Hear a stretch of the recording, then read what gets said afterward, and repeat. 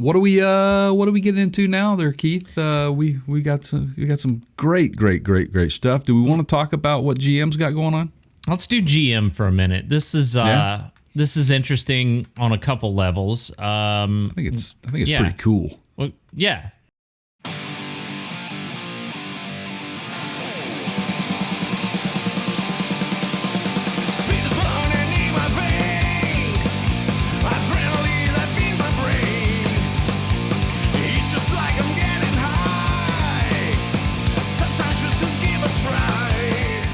So go ahead.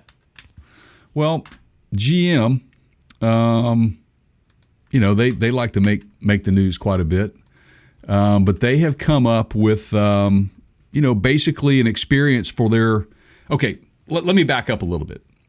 GM has committed by 2030 to have, or 2025, to have 30 EVs globally. Okay, 30 all electric vehicles globally.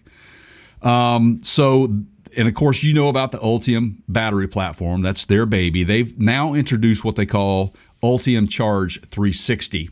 So basically what this does is it gives their EV customers the ultimate experience when using their product from the recharging standpoint or charging standpoint.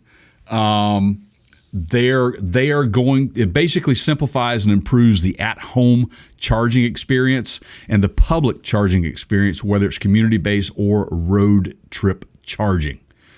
Couple of points. You get access to charging. GM will continue to work with a variety of third parties, by the way, including ChargePoint operators, electric utilities, and government agencies to make home, workplace, public, and fleet charging ubiquitous for customers. You'll get a mobile app. Mobile app will continue to update their mobile apps, is what GM says, to provide even more intuitive mobile experience that makes navigating to a charging station, plugging into a charger, and paying for charging very simple. Some of the products and services, the transition to an EV, they want it to be seamless. GM's working to offer EV owners charging accessories. This is big, and installation services tailored to their lifestyle. For example, GM will cover standard installation of level 2 charging capability for eligible customers who purchase or lease a 2022 Bolt EUV or a Bolt EV in collaboration with Qmerit. Now, you probably know a little bit more about Qmerit. I don't. Yeah. What's their story? Well, let me try to simplify this, because that press release was a lot of, like, just you walking into a library and there's just books all over the floor. There's a lot of information in it. There is. So we'll get to that in just a second. Here's basically the challenge that they're trying to solve. Not all EVs charge the same. Okay, depends on the manufacturer. Depends on how they want to deliver power at what rate. The stuff you have at home, for example, could charge at a faster or slower rate than some of the public stuff or the commercial stuff. Mm-hmm. Some of these cars come with adapters where you can use 110 and it's going to be at a slower rate, and on and on. And so right. What GM's basically trying to do here is two things. They're trying to help you find charging stations, and that's where the app comes into play, as well as being able to pay. They can find the one that's up there in the mountains, man. Right. Which we opened this podcast with, and you talked about running into some of these rest areas or pull-offs or government-run facilities that have charging stations. Mm-hmm. And number two, when you find a charging station, to make sure that it's compatible with whatever vehicle brand of EV you have. See, don't just assume that you can go out and buy a Ford Mach-E or a Bolt EUV or whatever, or a Cadillac Lyriq, and you're going to be able to pull into a Tesla charger and it'll work. Now, Blink, who is one of the partners listed in this press release, we've used. In fact, when Sideshot and I did a video review of the Model 3 of the Tesla, we just randomly pulled up to a couple charging stations around town just to see if they would work. And, the Tesla, they gave you some adapters in the trunk and all that. The vehicle has to be smart enough to know what rate of charge it can use based on what is coming into it, what's plugged into it. So basically this announcement is GM trying to reassure everyone that you're going to be able to charge your vehicle, and it's going to be easy to find a place to charge it that will work with your vehicle. Exactly. And that they need to have that comfort. I mean, at the end of the day, that was a pretty bold move by GM to say, hey, we're no longer going to make gasoline engines, and we're going in on all EVs, and the fact that they're committed to 30 EVs by 2025, and that's just around the corner. That's not that far away. So you do have to have somewhat of a infrastructure for your consumer in place already, some way to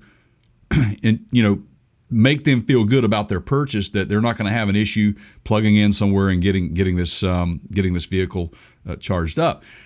Now, recently, in another podcast, there was it Jeep announced that they were partnering with Amazon for the charging. You can buy it on Amazon. I don't think they were selling it with the vehicle, but they were making it easier for their customers on the 4xe platform. Yeah.